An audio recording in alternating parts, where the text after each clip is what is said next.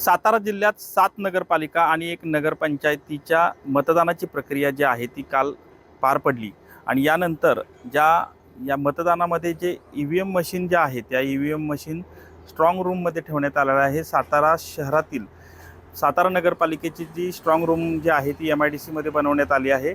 DMO गोदाममध्ये प्रशासनाच्या ही strong room बनवण्यात आली आणि आता जर पाहिलं तर या ठिकाणी पोलिसांचा मोठा बंदोबस्त जो आहे तो या ठिकाणी लावण्यात आलेला पाहायला मिळत आहे।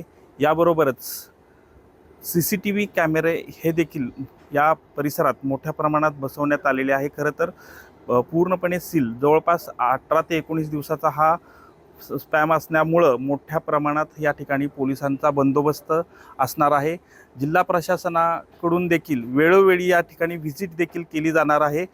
असाच सर्वच या स्ट्रॉंग रूम जे आहेत ते प्रत्येक नगरपालिकेच्या तालुक्याच्या ठिकाणी ह्या ज्या स्ट्रॉंग रूम आहेत त्या बनवण्यात आलेल्या आहेत आणि मोठ्या प्रमाणात हा जो बंदोबस्त आहे जेणेकरून कोणताही अनुचित प्रकार घडू नये यासाठी विशेष काळजी जी आहे ती या ठिकाणून जिल्हा प्रशासनाकडून घेतली जाणार असल्याचं एकूणच पाहायला मिळत आहे। कॅमेरामन आमिर शेखसह संतोष नालावडे, TV9 मराठी, सातारा।